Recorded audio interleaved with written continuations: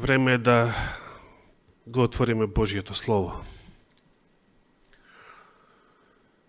Мијатата сабота ви поставив едно прашање како еден лесен испит на вера. Се сеќавате на тоа прашање? Еве, јас ќе ве подсетам. Мијатата сабота, доминатата сабота, светот живееше во страв. Тоа беше споменато и на библиската полука тогаш, и во мојата тогашна проповед. Светот живееше во страв дека живееше во исчекување, дека ако Соединетите Американски држави влезат во војната, односно ако тие го нападнат Иран, тогаш се очекува ескалација, се очекува Русија да влезе во војната на страната на Иран, бидејќи рускиот претседател така најавуваше, дека во тој случај и ние вака ќе направиме. Пакистан, кој што има нуклеарно оружје, рече дека во тој случај тој ќе влезе во војната на страната на Иран и дека тој лично ќе го бомбардира Израел со нуклеарни проектили. И заради сиот тој медиумски страв, светот се навистина се наоѓаше тогаш, мијатата сабота, во едно големо исчекување.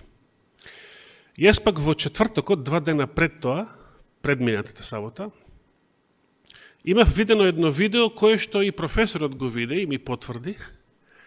Видеото имаше една ваква најава, но јас не сакав да го кажам од катедра тоа, за да не бидам јас пренесувач на стравови.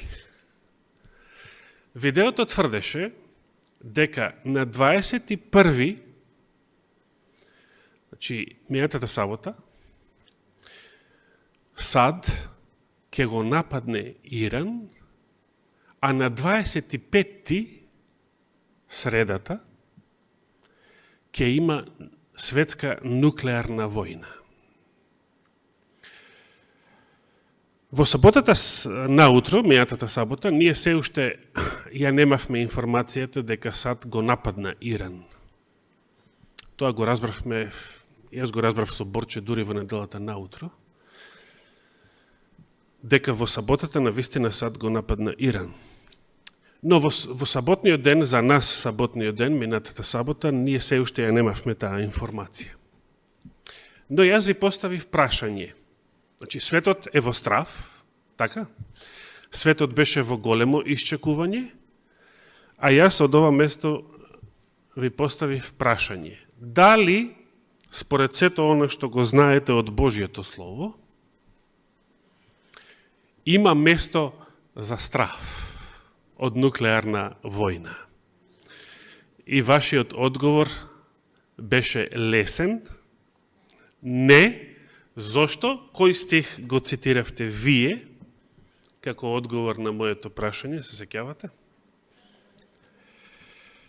Самиот Господ, лично Христовите зборови од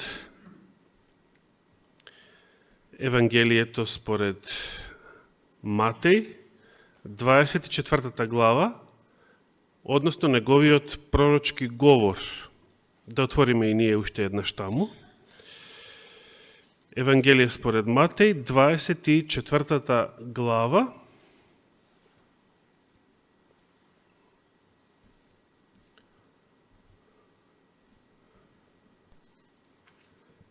каде што Господ рече во 6 стих: прво во одговор на прашањето кажи ни кога ќе биде тоа разорувањето на Јерусалим и храмот и каков ќе биде знакот за твоето доаѓање и крајот на светот. Прво Христос предупредува, пазите да не ве излаже некој, и ова предупредување дека ќе се појават многу лажни Христоси и лажни пророци, тој го повторува уште 2 пати во текот на овој пророчки говор. Значи, толку многу Христос толку многу го нагласува фактот дека во последното време ќе има многу лаги. Ќе има многу лаги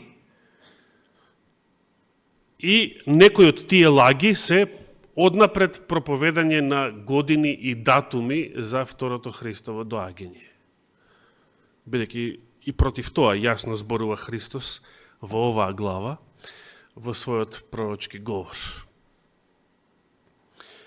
И после тоа, првото што го кажува, како знак, е што? После предупредувањето за лажни Христоси и лажни пророци. Ке слушате за војни и гласови, или овој превод вели повици на војни. Гледајте да не се уплашите. Христови зборови. Семокниот Господ ви вели, не се плашете. Медиумите ви велат, плашете се. Политичарите ви велат, плашете се.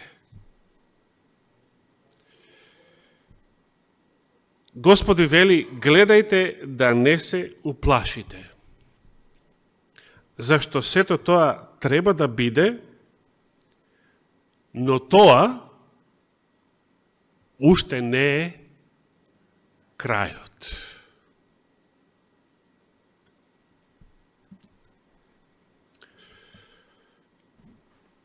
Што мислите, ако се случи нуклеарна војна во која што ќе има најмалку 3 милиарди жртви, ако не и повеќе,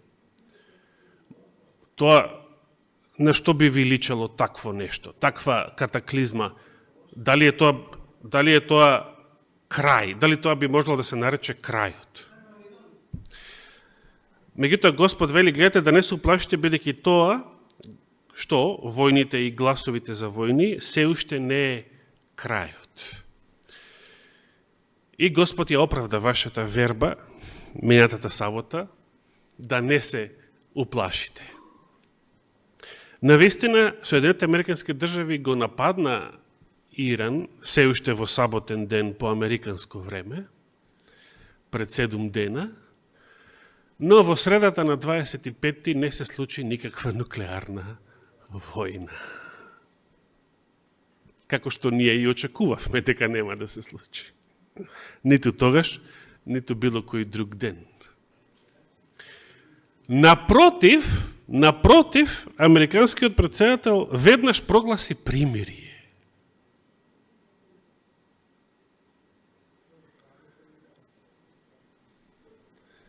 Видите колку, ова беше само еден пример, може би лесен, не би рекол беззначаен, бидејќи светот навистина се плаши и се плашеше, и се уште се плаши. Но ова беше само еден мал пример, еден мал испит на вера, како, ако го знаете и верувате во Божието Слово, може да се однесувате поинаку од начинот на кој што се однесува светот. Инаку во овој контекст, само да споделам една многу кратка занимливост, да видите колку вештачката интелигенција е попаметна, далеку поинтелигентна од партиските медиуми. Вештачката интелигенција, ботот GPT конкретно, беше прашан вакво прашање.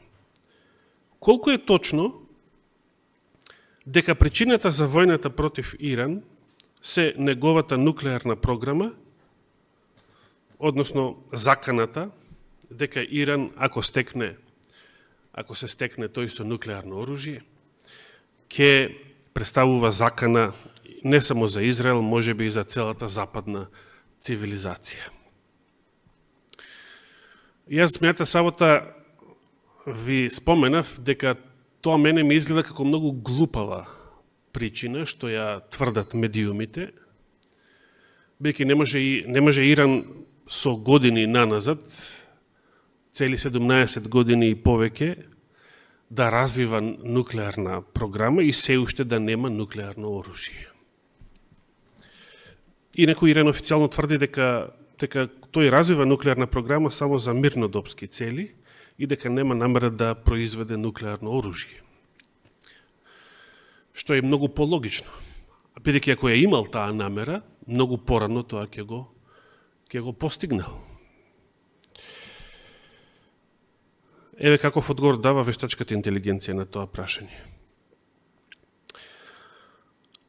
Ваквата причина, значи наводната закана на иранско нуклеарно оружје, воопшто не е близко до реалноста. Значи, она што го тврдат политичарите и медиумите, тоа воопшто нема врска со реалноста, тврди GPT. Много интересно. Вистинската причина за војната, според вештачката интелигенција, се всушност иранските ресурси. Една од клучните причини за притисокот врз него и обидите за дестабилизација, вклучувајќи прикриени или директни напади. Образложувајќи го својот одговор, вештачката интелигенција вели: вистинските разлози за сите притисоци и напади врз Иран се, тој наведува сега многу повеќе точки, јас само првата ќе ја прочитам. Джиновските природни ресурси на Иран. Видите колку е попаметна вештачката интелигенција од сите политичари заедно и од сите нивни медиуми. Иран е четврта земја во светот според резерви на нафта. 157 милиарди барели годишно. Втора земја во светот по резервите на земен газ, значи веднаш позади Русија. И, а во што е прв, најголеми наоѓалишта на ураниум, бакар, цинк, железо и ретки земни метали. Кон тоа, GPT го додава и многу битниот факт, неговата стратешка локација, контрола на Ормускиот теснец, низ кој што минува најмалку 30% од извозот на светската нафта. Некој тоа го нарекува, Ормускиот теснец го нарекува главната артерија за снабдување на целиот свет со нафта.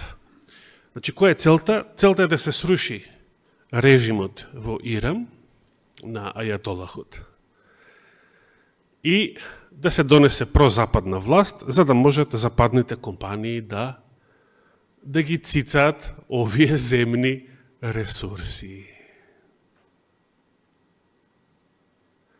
Кој ви изгледа попаметен, вештачката интелигенција или политичарите и нивните медиуми?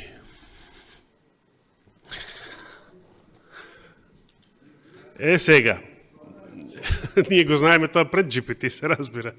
Меѓутоа, ова сакам да го слушаат и нашите гледачи и самите да размислуваат. Но не е доволно само да се биде паметен во овој свет, да се размислува, добро да се анализира и да се носат исправни заклучоци, па дури да се предвидуваат некои настани. Многу поголема сила е ако на сето тоа го додадете познавањето на Божието Слово, на Божиите пророштва и знаењето на Библијата, кое што ви помага, веднаш ви помага, од старт ви дава една голема предност пред дури и најблескавите умови во овој свет, да знаете што може да се случува, а што не може да се случува во блиска иднина. Јас би сакал во овој контекст да ве подсетам и на едно, за мене едно многу славно старозаветно пророштво, во контекст на пророштвото за Емануел, за раѓањето на Месија во Исаија 7 глава. Се сеќавате ли како почнува таа глава? Исаија, книга на пророкот Исаија, 7 глава, па ви повикувам да отвориме таму. Книга на пророкот Исаија, 7 глава.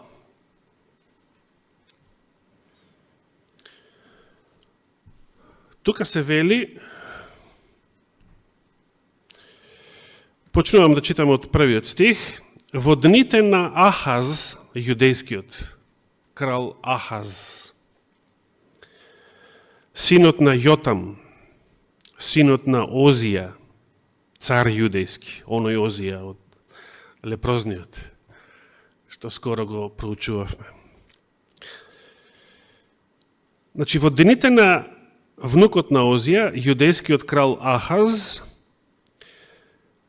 Рецин, царот арамејски, односно на Сирија, или во некои преводи Резин, по еврејски е Рецин, и Факи, синот Ремалиев, царот на Северното Израелско царство. Бидејќи Божиот народ беше поделен на Северното Израелско царство и Јужното Јудино царство. После деновите на царот Соломон. Значи, се сојузиле царот на Сирија и царот на Северното Израелско царство да направат што? Отидоа против Ерусалим да го завладеат, но не можеа да го превземат. Значи, Северното Израелско царство во сојуз со арамејското, односно Сирија, уште по-на север од него, направиле коалиција за да го освојат Јужното, Јудиното кралство. Но не можеа. Вториот стих. Тогаш му беше соопштено на домот Давидов и речено: ете, арамејците се сместија во земјата Ефремова. Со други зборови, Сирија и незината војска се веќе улогорени во Северното Израелското царство. Значи, пред врата се. И му затрепери срцето на Ахаз и срцето на народот негов. Како што од ветар се нишаат дрвјата. Да забележите ме за момент. Царот Ахаз и неговиот народ, Јудеја, Јужното кралство, добиваат вест или информација која што предизвикува што? Моментален страв. Затрепери нивното срце. Се сеќавате кога проучувавме за Црвеното море и преди потоа, таму читавме дека кога народот виде пред него е море, од југ високи планини, гребен, не може да се бега ни таму, а зад него египетска војска, што се случи? И народот се уплаши многу. И тогаш ве прашав, дали е тоа природна реакција, според околностите? Да, сосем природна реакција. Дали тука, во овој случај, Исаија 7 глава, кога царот Ахаз и неговиот народ примаат вест дека и сирската, и сириската, и северната израелска војска се пред нивни граници, сојузени заедно против нив, дали е природна реакција што му затрепери срцето на царот и срцето на неговиот народ? Дали е тоа природна реакција? Да.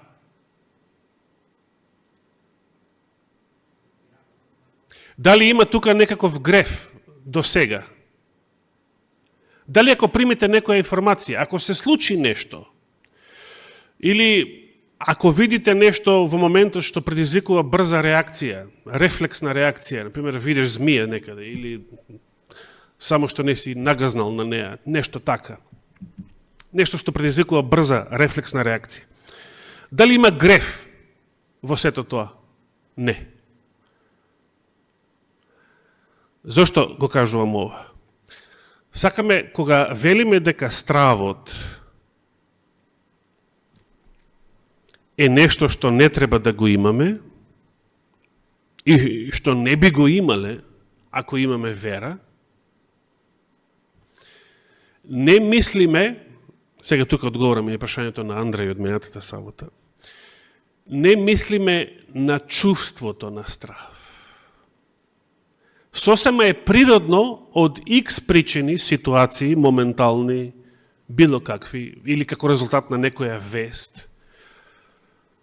Дали е, например, логично и природно, ако примите некоја многу тажна вест, да предизвика моментално тага во вашето срце? Сосема природно и сосема логично.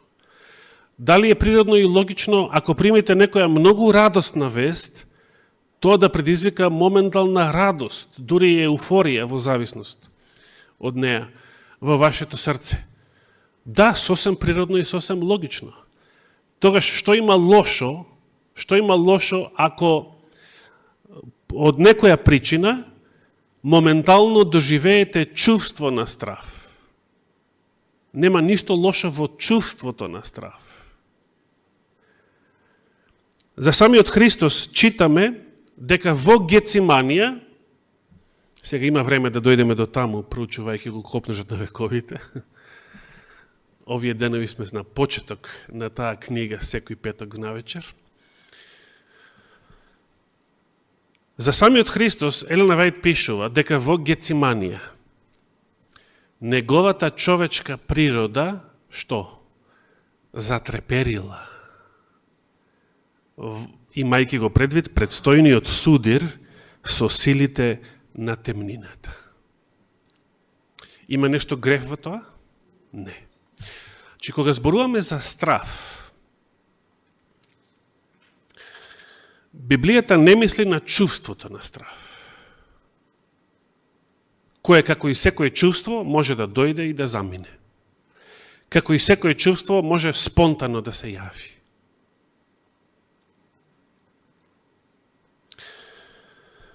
Самото чувство не е греф, бидејќи чувствата знаат и спонтано да се јават.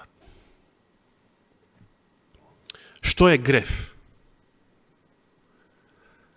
Пример, ако се сетиме на тогаш реакцијата на израелците. Што беше гревот на израелците? Ги видеа египјаните, цела војска, се уплашија. Пред нив море, зад нив војска. Што беше гревот? Гревот беше кога завикаа против Господа и отидоа кај Мојсей да му кукаат, обземени од паника и ужас, зарем немаше гробови во Египет, па не изведе овдека, Мојсей ги извел, да изгинеме во пустината. Каде лежи гревот? Гревот не лежи во спонтаните емоции, рефлекси, значи би било ненормално и нездраво ако немаш здрави рефлекси. Гревот не е во тоа. Гревот е како реагираш на ситуацијата, како свесно одлучуваш да реагираш на некоја ситуација, без оглед какви чувства моментално, спонтано се појавиле како резултат на таа ситуација. Но како ти сега одлучуваш да реагираш. Затоа денес се вели дека, кога често се зборува како стресот, например, е опасен по здравието, или стресот, од стресот, болести, ово, она. Денес се вели дека стресот сам по себе не е опасен по здравието, туку она што предизвикува неволји и во човечкиот организам, е нашата човечката реакција на стресот. Значи, како реагираме, како ние свесно ќе се поставиме и ќе реагираме. Тоа ќе пресуди што ќе биде понатаму. Така и со чувството на страв. Библијата не зборува за чувството на страв. Библијата зборува за тоа како луѓето реагираат на некоја страшна или опасна ситуација. И само да го послушаме Господовиот одговор на стравот што се јавил во срцето на Ахаз и на неговиот народ. Третиот стих од Исаија 7 глава. И му рече Господ на Исаија: излези ти и син ти, Шеар Јашув, да го пречекаш Ахаз на крајот од Горното езеро, по патот кај нивата на Валавичарот, и кажи му. Ете, Господ точно знае на која адреса ќе се наоѓа Ахаз во тоа и тоа, во тој и тој час. Па иди сретни го таму.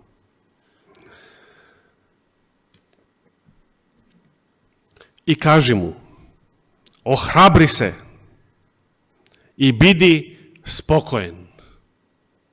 Зошто? Не плаши се и да не се плаши срцето твое. И сега Господ употребува мајтап овдека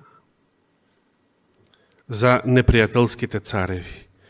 Пред двата краја на тие гламии што чадат. Со други зборови ги нарече заевци. И сирискиот, и израелскиот цар. Немој да се плашиш од зајак. Немој да се плашиш од глушец. Значи, кога медиумот ти вели, плаши се, непријателот е страшен, Господ ти вели, не, непријателот е зајак. Непријателот е глушец. Понатаму. Значи, од пламениот гнев на Рецин на арамејците и на синот Ремалиев, бидејќи тие рекоа, скока малку, 8 стих, односно 6, тие рекоа да одиме против Јудеја и да ја заплашиме, исплашиме, вели овој превод, да ја завладееме и да го поставиме за цар Тавеловиот син. Значи да го собориме Ахаза, да поставиме некој друг човек за крал на Јудеја во Ерусалим. 7 стих. Но Господ Бог вели вака: тоа нема да стане и нема да се изврши. Но зошто?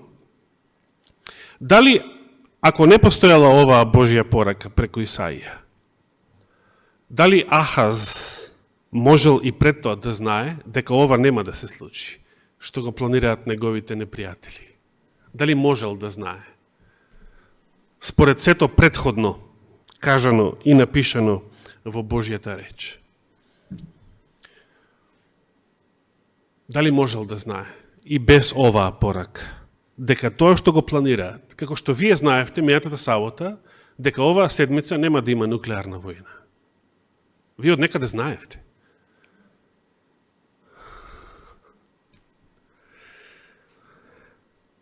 Ако Ахаз биде соборен и на негово место си постава друг човек, некоја нивна марионета, тогаш би било побиено Божјото слово, Божјото ветување, дадено на царот Давид, дека на јудиниот престол и во Ерусалим секогаш ќе седи потомок од неговата лоза. Значи, ова што го трубеа непријателите на Ахаза, веќе се противело на Божјата реч и пред да ја прими пораката од Исаија, од Господа преку Исаија. Што значи и пред тоа, ако бил верен, царот можел да биде спокоен и пред тоа. Но, За жал, он лично ниту после оваа порака преку Исаија не реагирал со вера, туку реагирал со паника. Дали ја разбираме разликата?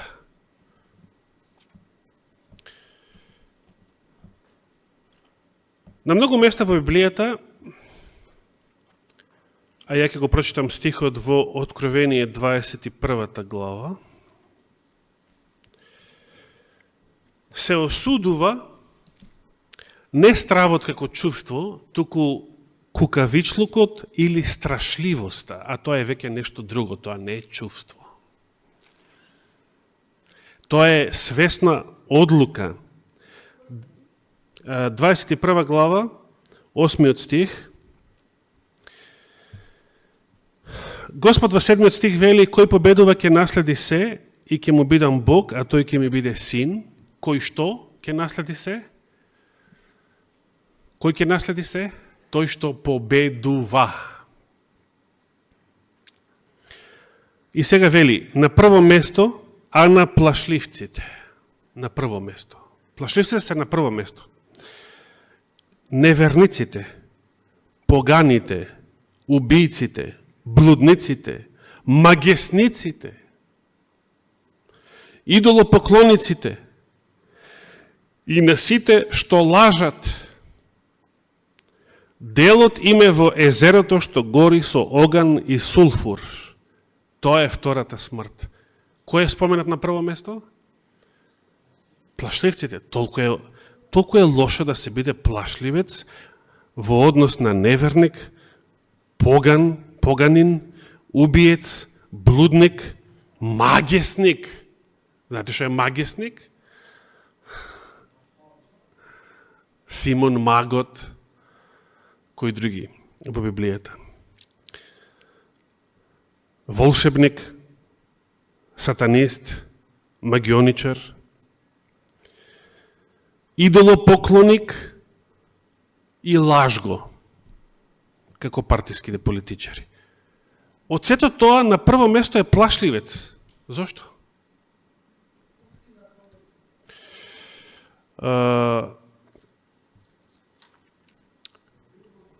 Според апостол Јован, се извинам, ме збуни малку, Јовица бидејќи го кажа оно што сакав ја да го кажам. Што представува, сакав да го поставам прашањето, што представува лек, според апостол Јован, лек за стравот?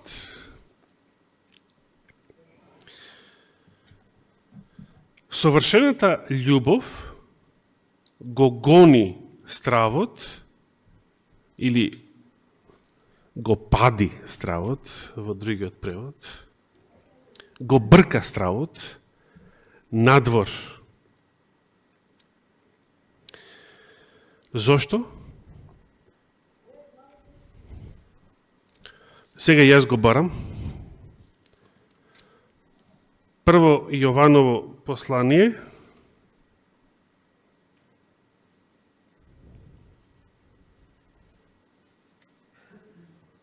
само момент.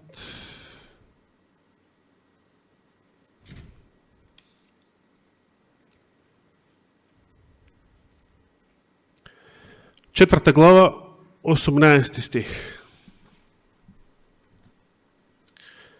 Овој превод вели, и пред тоа зборува за љубовта, па сега во 18 стих вели, во љубовта страв нема.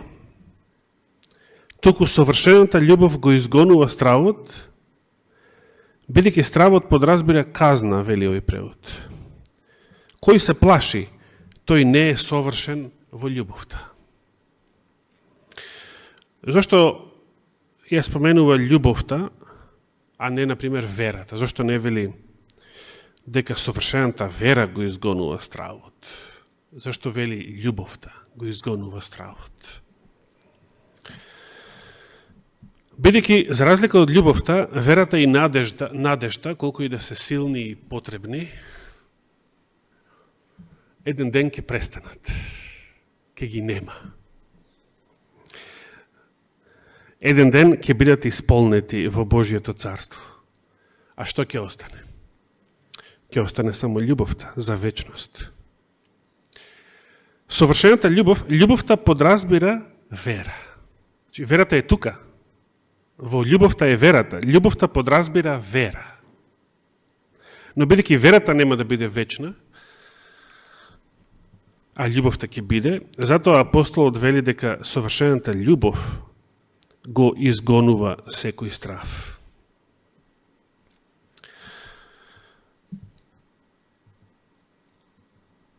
Кој е заклучокот со кој би сакал да завршам? За денес, пред да поминеме на обрадот на понизност.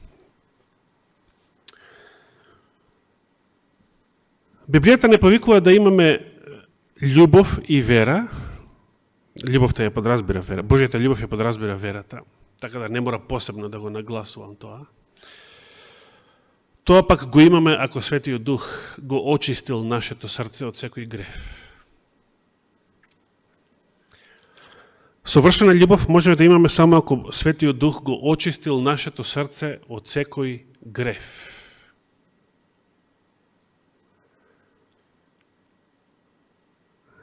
И во тој случај нема место за страх.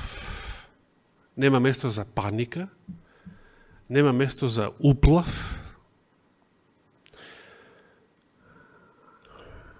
И како што за жал гледаме насекаде околу нас, дури и кај некои лица кои што со години ја читале Библијата и доаѓале во црква. Прва некоја непријатна диагноза да се јави за некоја болест и веднаш ги фаќа паника, се предаваат, не сакаат ниту да се борат и едноставно паѓаат во некој очај, во некоја очајание,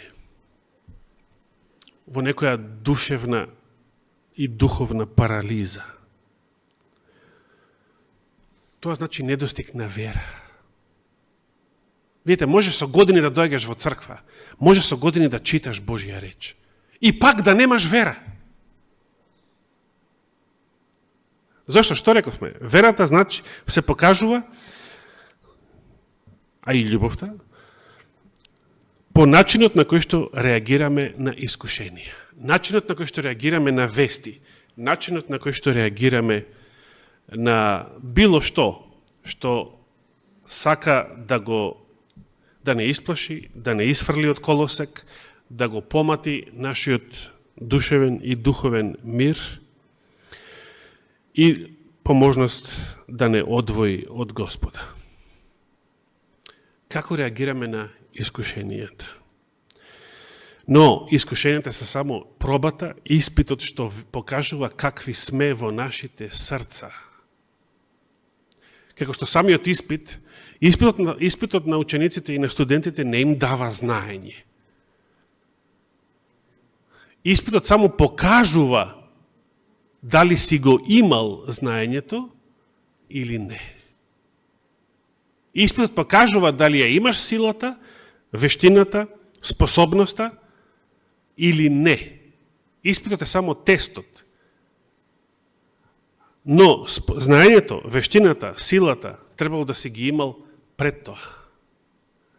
И тие доаѓаат од некој друг извор, а не од самото искушение, од самиот испит. Тој извор представува Божјата благодат и како што Христос рекол дека освен Јуда Искариот, кој што се предал веќе на сатаната со своите пеколни планови и немал намера да се чисти, да се кае и да се спасува. Единствената намера му била како лудите политичари, како да стекнат што повеќе имот, што повеќе пари.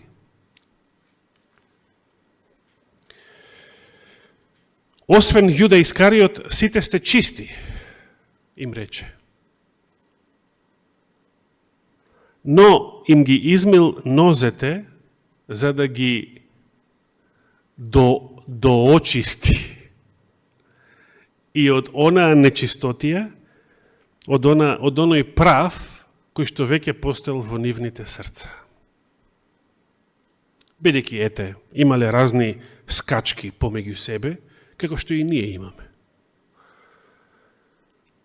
Господ сака да не очисти и од тие најмалите, за да бидеме совршени во љубовта. Само Господ може да очисти и така очистени да бидеме спремни за секое наредно искушение.